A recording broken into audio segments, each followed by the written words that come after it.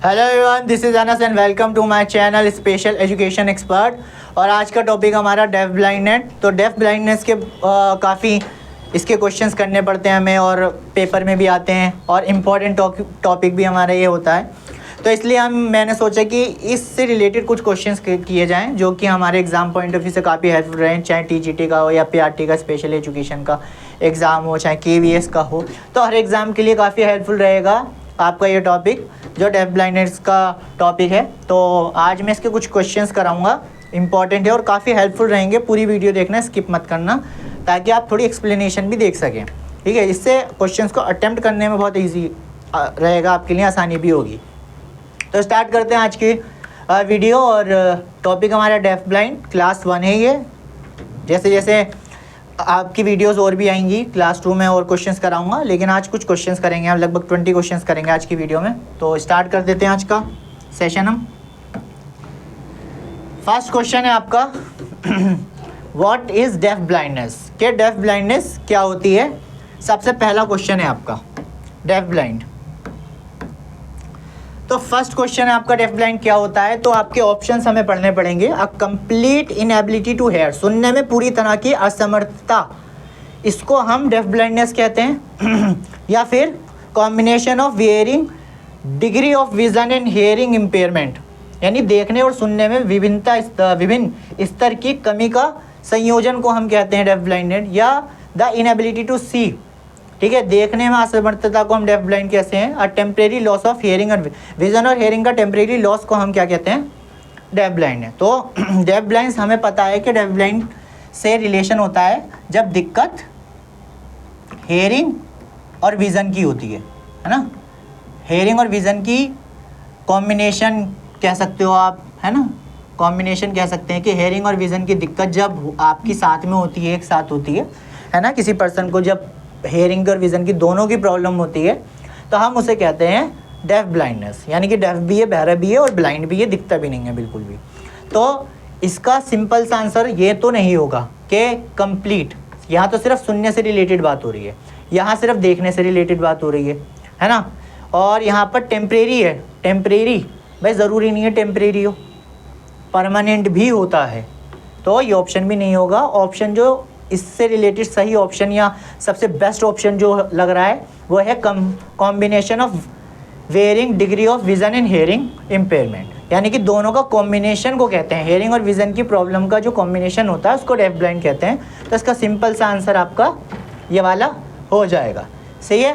तो इससे रिलेटेड कोई किसी तरह का कोई डाउट हो या इसमें कोई परेशानी हो तो आप कॉमेंट ज़रूर करके बताइएगा। नेक्स्ट है आपका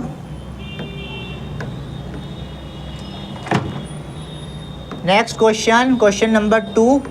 क्वेश्चन नंबर 2 है is deaf blindness the same for everyone. अगर किसी को डेफ ब्लाइंडनेस होती है, अगर किसी को भी डेफ ब्लाइंडनेस है तो क्या सबको सेम तरह की प्रॉब्लम होगी क्या। तो ये बिल्कुल भी नहीं। अगर किसी भी पर्सन को डेफ ब्लाइंडनेस होती है, यानी वो डेफ ब्लाइंड है, कोई भी पर्सन हो सकता है, तो उसको सेम तरह की प्रॉब्लम नहीं होती है। तो यस, तो इसका आंसर नहीं होगा, है ना। इसको तो हम बेझिझक काट सकते हैं कि सबको सेम प्रॉब्लम नहीं होती। No, it is different for each person, यानी कि हर पर्सन में ये अलग अलग हो सकता है। हाँ, ये ऑप्शन थोड़ा ठीक लग रहा है, ये बात थोड़ी ठीक है। It depend on the age, ये एज पे डिपेंड करता है। ये तो बिल्कुल भी नहीं हो सकता, एज पे डिपेंड नहीं करता। इट ओनली अफेक्ट बॉयज़, क्या डेफ ब्लाइंड सिर्फ बॉयज़ को होता है, नहीं, गर्ल्स और बॉयज़ दोनों को हो सकता है। तो ये ऑप्शन भी नहीं होगा। तो सिंपल इसका ऑप्शन होगा no, it is different from each person, यानी कि पर्सन टू पर्सन वेरी करती है कंडीशन डेफ ब्लाइंडनेस की। ओके, तो इससे रिलेटेड कुछ प्रॉब्लम हो या डाउट हो तो ज़रूर कमेंट करिएगा। बाकी नेक्स्ट क्वेश्चन आपका देख लेते हैं।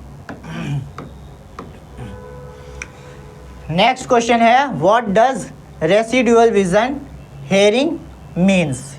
ठीक है, इसका क्या मतलब है ये पूछ रहा है, इसका मीनिंग पूछ रहा है। रेसिडुअल विजन या हेयरिंग का मीनिंग पूछ रहा है। लॉस ऑफ ऑल सेंसेस, सभी सेंसेस का लॉस होना, हानि होना, ये इसका नहीं होता। देखो रेसिडुअल हेयरिंग क्या होती है, आपको ये पता होना चाहिए कि रेसिडुअल हेयरिंग होती है रिमेनिंग विजन, है ना, यानी कि जो बची हुई, मान के चलिए आपकी 100% विजन है, किसी की 100% वो देख सकता है, किसी भी दुर्घटना या डैमेज या किसी भी दुर्घटना से वॉट उसने क्या करा 30% अब की उसकी विज़न चली गई, तो बची कितनी 70%।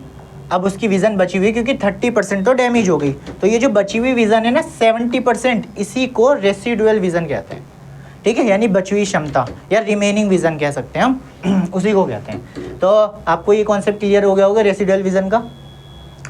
कंप्लीट ब्लाइंडनेस एंड डेफनेस, पूरी तरह से अंधा और बहरापन, ये तो नहीं है, पूरी तरह से तो नहीं होता, तो ये ऑप्शन भी नहीं होगा। Some remain vision and hearing that can still be use, जो बची हुई क्षमता है उसका यूज़ करना, जो सम रिमेनिंग विजन्स होती है ना, देखो रिमेनिंग वर्ड आ रहा है, रिमेनिंग विजन आ रहा है ना, remaining vision can still be use, जो यूज़ हो रही है, ये 70% विजन से ही पर्सन जो है देखता है, जब उसकी थोड़ी बहुत डैमेज हो जाती है, यानी कि प्रॉब्लम तो विज़न में हो गई है, लेकिन जो बची हुई विज़न है उससे तो वो देख पा रहा है ना, तो वही है। तो ये ऑप्शन तो सही कह रहा है, लेकिन लास्ट ऑप्शन भी देख लेते हैं, क्या पता इससे बेस्ट हो ऑप्शन ये। तो एक्स्ट्रा सेंसेस तो इसका भी कोई लेना देना इससे नहीं है, तो सिंपल से इसका आंसर हो जाएगा, ये भी गलत है, ये भी गलत है, ऑप्शन नंबर सी इसका राइट आंसर हो जाएगा।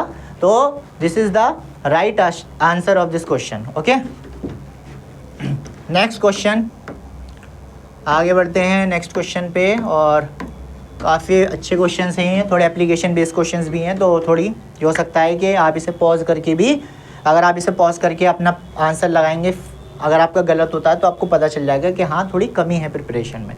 ठीक है, तो आप इस तरह से भी अटेम्प्ट कर सकते हैं। According to the rights of person with disability, RPWD act जो 2016 था, how is deaf blind recognise, यानी कि RPWD एक्ट 2016 जो आया है ना, उसमें डेफ ब्लाइंडनेस जो है उसको किस तरह से रिकॉग्नाइज किया गया है, या किस तरह से उसे शामिल किया गया है RPWD एक्ट में।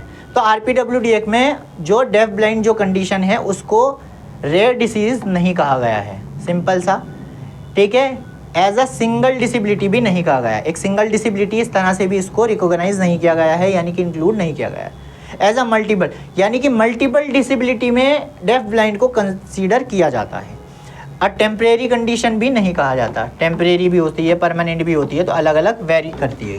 ठीक है, तो जो डेफ ब्लाइंड है RPWD एक्ट में उसको मल्टीपल डिसेबिलिटी के अंदर काउंट किया जाता है, और इसको एक स्पेशल कैटेगरी भी के तहत भी इंक्लूड किया जाता है RPWD एक्ट में। एक स्पेशल कैटेगरी भी है ये डेफ ब्लाइंडनेस RPWD एक्ट में, और इसको मल्टीपल डिसेबिलिटी में हम पढ़ते हैं, या इसको इंक्लूड किया जाता है मल्टीपल डिसेबिलिटी में।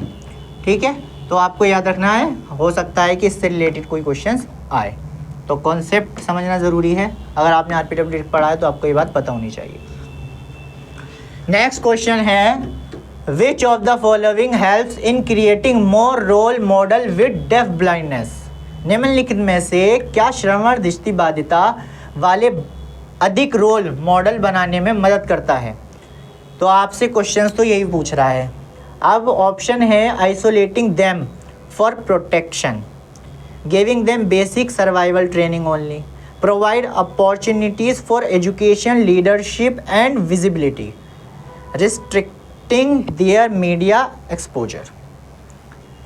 क्वेश्चन काफ़ी थोड़ा सा कॉम्प्लिकेटेड है, ज़्यादा नहीं है, जैसे ऑप्शंस आप लगा सकते हो, आसानी से आंसर तक पहुंच सकते हो कि जो किन चीज़ों में, मतलब डेफ ब्लाइंड जो आप कह सकते हो कि निम्नलिखित में से कौन सा श्रवण बाधित वाले अधिक रोल मॉडल बनाने में मदद करता है, मतलब कौन सी ऐसी चीज़ है जो एक रोल मॉडल बनने में मदद करता है डेफ ब्लाइंड बच्चों के लिए। As a deaf blind role model बनेगा, इस क्या क्या चीज़ें हो सकती हैं जो रोल मॉडल बनने में मदद करेंगी। तो आइसोलेटिंग, सुरक्षा की अलग कर देना या अलग थलग कर देना, इस तरह से कुछ भी नहीं है।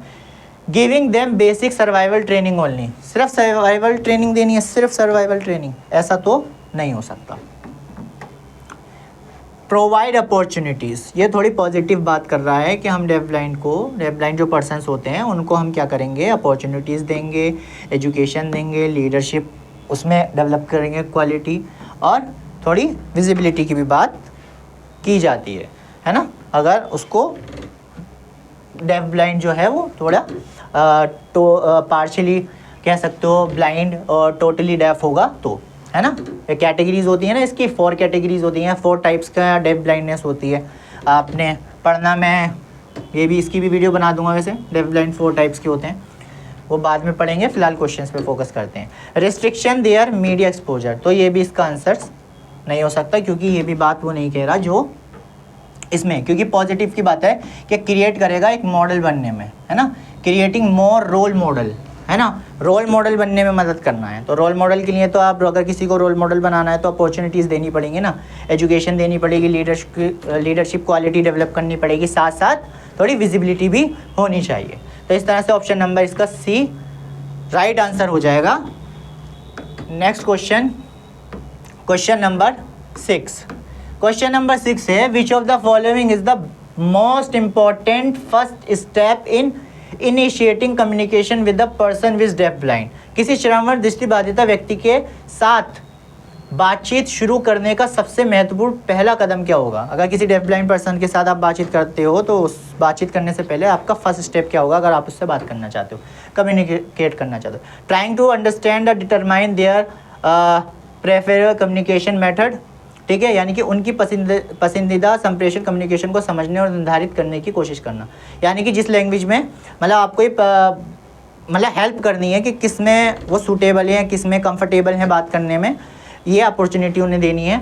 और आपको ये समझना होगा कि भाई वो किस लैंग्वेज में, साइन लैंग्वेज में ज़्यादा कंफर्टेबल हैं या आपकी दूसरी किसी लैंग्वेज में कंफर्टेबल है, जेस्चर में कंफर्टेबल है, किससे कम्युनिकेट करने में ज़्यादा कंफर्टेबल में। तो ये ऑप्शन तो थोड़ा ठीक रहा है क्योंकि पॉजिटिव बात कर रहा है। यूजिंग लाउड आपका ऑप्शन नंबर ए तो पॉजिटिव बात कर रहा है। ऑप्शन नंबर बी देख लेते हैं। Using loud exaggerated tones and expressions, तेज और अत्यधिक आवाज़ और हाव भाव का उपयोग करना। तेज़ आवाज़ का उपयोग करना, इससे ये पहला स्टेप होगा नहीं, है ना। मान लेना कि ब्रेल लिपि का उपयोग करना पसंद करते हैं, बस हमेशा मान लेंगे, एज्यूम कर लेंगे कि उन्हें ब्रेल लिपि से या इससे किसी भी लैंग्वेज में बात करना, हमेशा मान लेंगे, एज्यूम कर लेंगे। नहीं, एज्यूम नहीं करना आपको, तो एज्यूम हम नहीं करेंगे, ये ऑप्शन भी गलत हो जाएगा।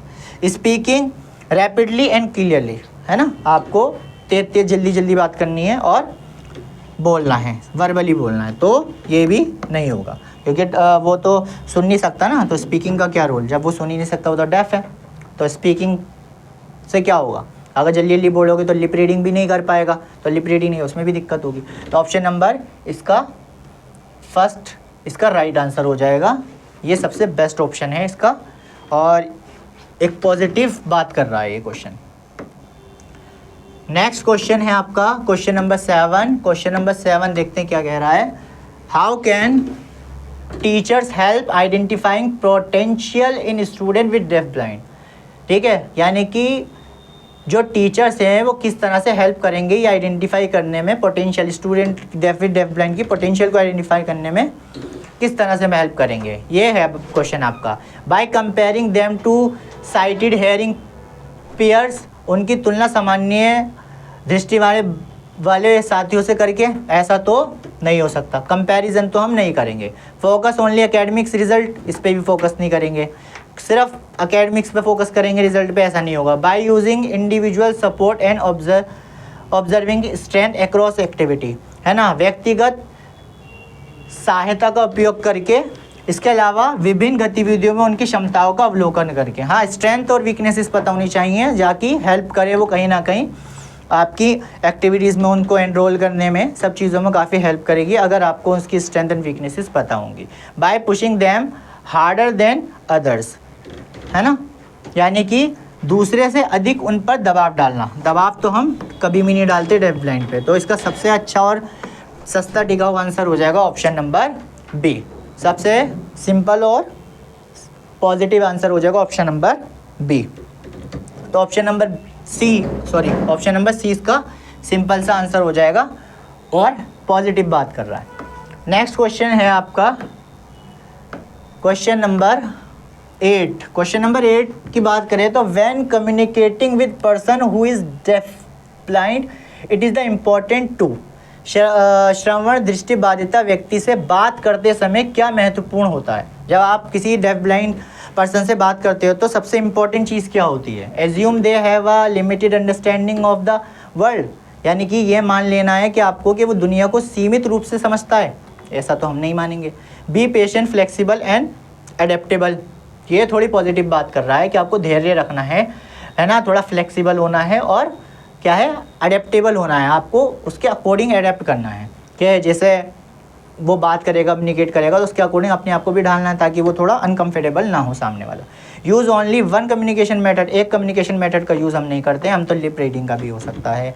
इसके अलावा आप लिप रीडिंग का तो खैर क्या ही करोगे, क्योंकि वो तो ब्लाइंड भी है तो देख तो पाएगा नहीं, लेकिन लिप रीडिंग में आपकी मून कोड होता है ना, क्योंकि लिप रीडिंग का भी होता है, क्योंकि देख तो सकते नहीं है, लेकिन एक टेक्निक होती है कि हाथ जो है वो यहाँ पर लिप्स पे रख के वो लिप्स की मूवमेंट को फील करते हैं, ठीक है, सेंसेस से, और उससे वो समझ पाते हैं कि वो क्या बोल रहा है, तो उसे मून कोड लैंग्वेज कहते हैं, ठीक है।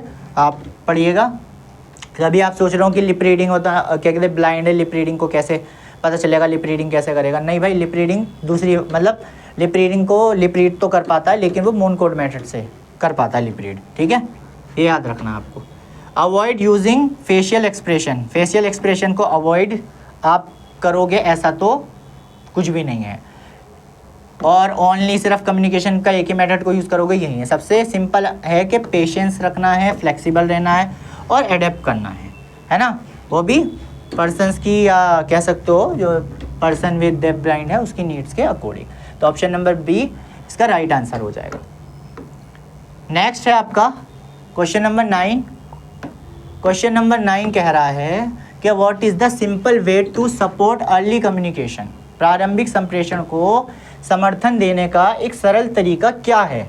Use object and touch cues, वस्तुओं और स्पर्श संकेतों का उपयोग करना। बात तो सही कह रहा है कि हम ऑब्जेक्ट का यानी टच वाले ऑब्जेक्ट्स का यूज़ कर सकते हैं। Tactile means tactile. Use written words only, सिर्फ रिटर्न वर्ड्स का यूज़ तो हम नहीं करेंगे, ऐसा तो नहीं है। Wait for the speech and develop, speech develop होने का इंतज़ार तो हम नहीं करेंगे। इग्नोर जेस्चर, जेस्चर को इग्नोर नहीं कर सकते हैं। सिंपल इसका आंसर हो जाएगा option number A, tactile is the best communication method, है ना, early stage of the deaf blind. Okay, now move to the next topic, next question. Question number 10 है, which of the following is the most effective way to guide a child with deaf blindness during activities. श्रवण दृष्टिबाधिता बच्चों को गतिविधियों के दौरान मार्गदर्शन देने का सबसे प्रभावी तरीका क्या है, सबसे अच्छा तरीका क्या है गाइड करने का, ठीक है। अगर एक्टिविटी वो बच्चा कर रहा है, कोई डेफ ब्लाइंड है, वो एक्टिविटी कर रहा है, तो उस समय क्या गाइड करने का सबसे बेस्ट तरीका हो सकता है। उनका हाथ को कसकर पकड़ना, कसकर नहीं पकड़ोगे आप कभी भी, हाथ के नीचे हाथ से मार्गदर्शन करना, ठीक है, हैंड अंडर हैंड गाइडेंस, ये थोड़ा ठीक है, लेकिन क्या पता इससे बेस्ट आंसर कोई हो। गिविंग ओनली वर्बल इंस्ट्रक्शंस, भाई वर्बल इंस्ट्रक्शंस हो, हम सिर्फ वर्बल इंस्ट्रक्शन की बात तो नहीं करता, ओके। लेटिंग दैम एक्सप्लोरिंग विदाउट सपोर्ट, उन्हें बिना समर्थन के खोज करने देना, बिना सपोर्ट के। तो ऐसा सपोर्ट मतलब विदाउट सपोर्ट वो कैसे करेंगे भाई, सपोर्ट तो देनी पड़ेगी ना, ठीक है। तो सिंपल इसका आंसर हो जाएगा ऑप्शन नंबर बी, क्योंकि यही सबसे बेस्ट आंसर है इसका, और बाकी सब तो थोड़ा नेगेटिव बात कर रहे हैं, लेकिन ये ज़्यादा पॉजिटिव बात कर रहा है, और इसके अकॉर्डिंग ये ठीक है कि हम हाथ के नीचे हाथ से मार्गदर्शन करेंगे, गाइड करेंगे, मतलब टच करेंगे, नीचे हाथ रखेंगे और इस तरह से उनको गाइड करेंगे कि क्या करना है क्या नहीं करना है। इससे वो फील करेंगे सेंसेस से, और फिर आगे का कार्य या आगे का जो फंक्शन है वो कर पाएंगे, कोई भी एक्टिविटी है वो कर पाएंगे इजीली। नेक्स्ट क्वेश्चन 11th है, what is one helpful way to support orientation for student with deaf blind in classroom. कक्षा में श्रवण दृष्टिबाधित छात्रों के लिए दिशा ज्ञान में मदद करने का एक सहायक तरीका क्या है। चमकती हुई तेज़ रोशनी, बिल्कुल भी नहीं। प्लेइंग बैकग्राउंड म्यूजिक, नहीं। यूजिंग टेक्टाइल पाथ और फ्लोर टेक्सचर, टेक्टाइल बेस्ड होता है ना, टेक्सचर बेस्ड है भाई, texture. Removing all labels, labels को रिमूव करना, ऐसा नहीं है।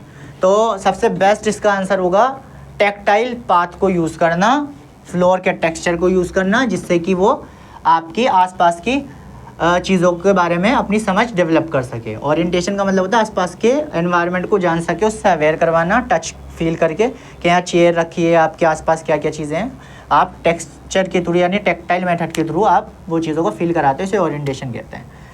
ओके, नेक्स्ट है इसका नेक्स्ट क्वेश्चन नंबर 12।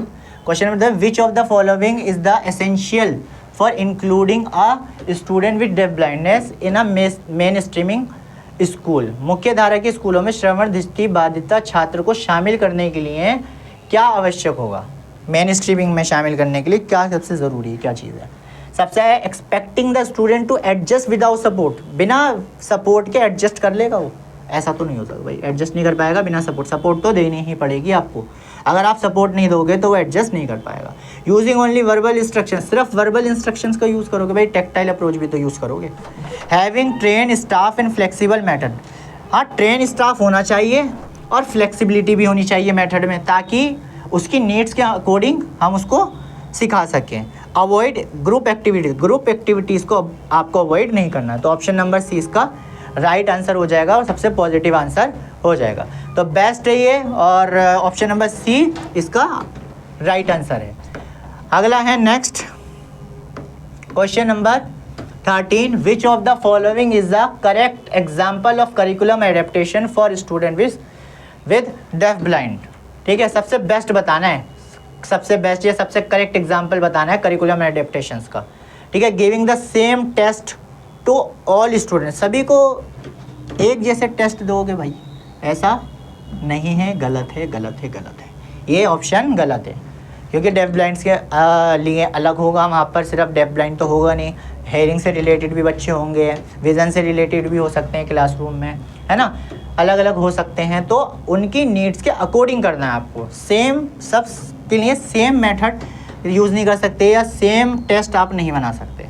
ठीक है, ये ऑप्शन गलत हो जाएगा। Using tactile graphic instead of printed picture, है ना, टेक्टाइल ग्राफ जो होता है उसकी जगह हम प्रिंटेड पिक्चर का यूज़ कर सकते हैं। प्रिंटेड यानी टेक्टाइल अप्रोच, जो कि डेफ ब्लाइंड के लिए बेस्ट होती है। स्कीपिंग डिफ़िकल्ट टॉपिक्स को स्किप्स करेंगे, ऐसा तो है नहीं डिफ़िकल्ट टॉपिक तो स्किप कर दो। ये तो जनरल क्लासरूम में कि जनरल क्लासरूम में भी अगर टॉपिक डिफ़िकल्ट है तो स्किप थोड़ी कर देंगे, लेकिन पढ़ाएंगे, लेकिन उसका हम थोड़ा टॉपिक्स कम से कर सकते हैं, उसकी टॉपिक की लेंथ कम कर सकते हैं, जिससे कि वो टॉपिक को हम छोटा करके पढ़ा सकते हैं, लेकिन पढ़ाएंगे ज़रूर। Asking student to copy from the blackboard, बस कॉपी करने पे जोर देना है। ये तो NEP NCF सब मना करते हैं, इस चीज़ को कॉपी करने को मना करते हैं, या कहते हैं कॉपी आपको नहीं करना है, इस चीज़ को अवॉइड करना है। टीचर्स को भी ये मनाही की जाती है कि सिर्फ कॉपी करने पे जोर ना दिया जाए कि बच्चे सिर्फ कॉपी करें आपकी बात को, तो ये चीज़ पे नहीं है। तो ये चीज़ तो सबके लिए लागू भी होती है, चाहे वो CWSN हो, विद डिसेबिलिटी हो या विदाउट डिसेबिलिटी हो। तो इसका सबसे सिंपल आंसर हो जाएगा option number B.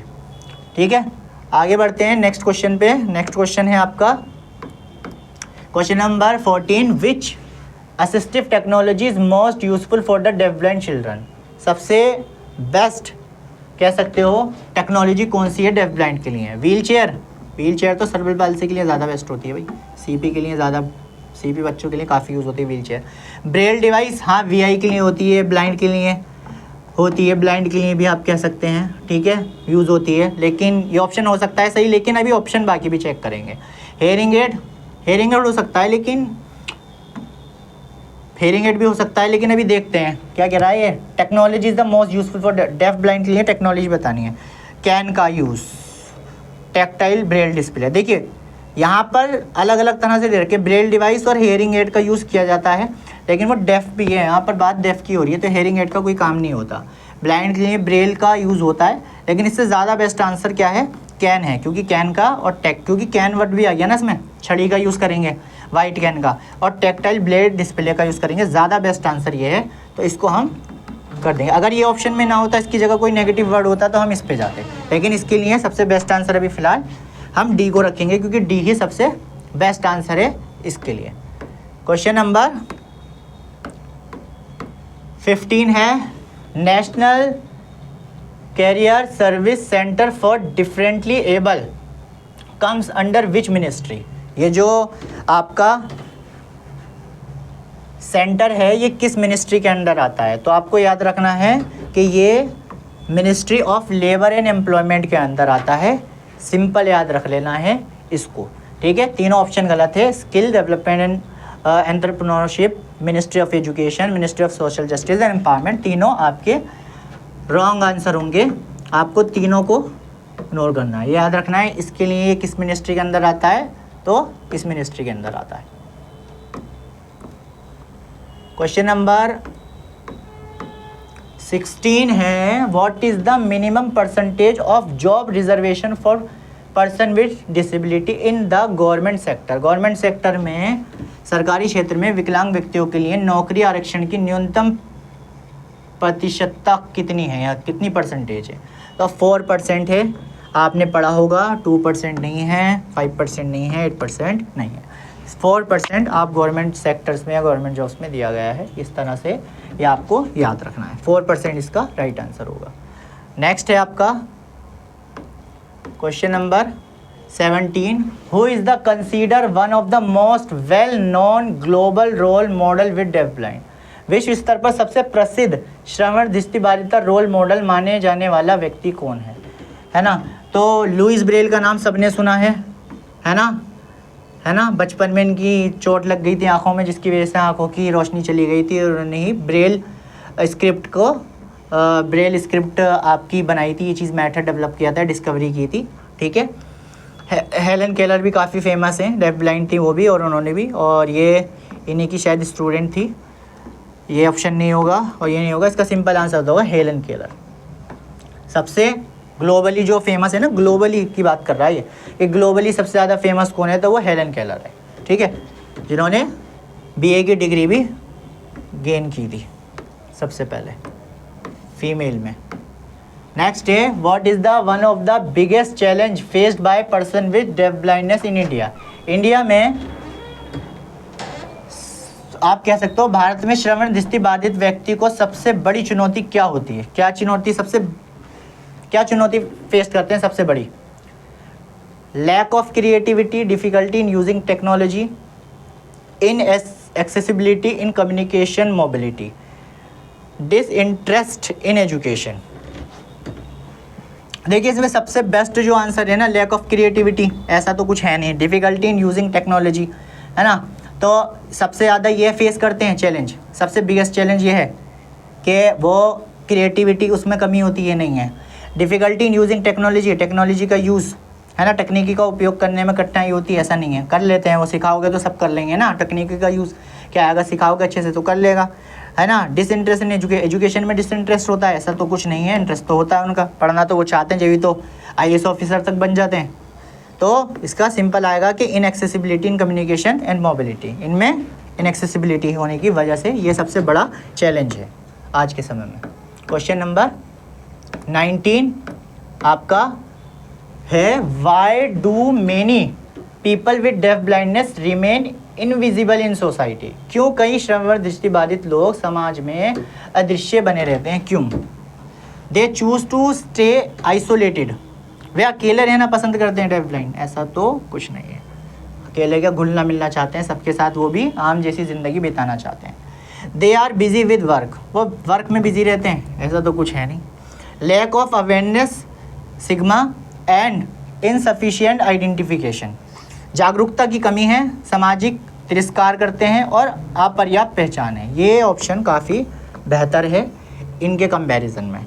They live only in rural areas, वे केवल ग्रामीण क्षेत्रों में ही रहते हैं, ये नहीं है शहरी क्षेत्रों में भी रहते हैं भाई, अर्बन एरियाज़ में भी रहते हैं। तो ऑप्शन नंबर सी सबसे बेस्ट आंसर होगा इसका, ऑप्शन नंबर सी। आज का लास्ट क्वेश्चन है आपका question number 20, what is the one major barrier to education for children with deaf blind. श्रवण दृष्टि बाधित बच्चों के लिए शिक्षा में एक प्रमुख बाधा क्या है, एजुकेशन में सबसे बड़ा आपका बैरियर क्या है। टू मैनी बुक्स, बहुत सारी बुक्स का होना बैरियर है ये, ऐसा तो कुछ नहीं है। फ्रीक्वेंट स्कूल हॉलीडेज, बार बार स्कूलों की छुट्टियों होना, ये बैरियर है, ये तो नहीं है कुछ बैरियर।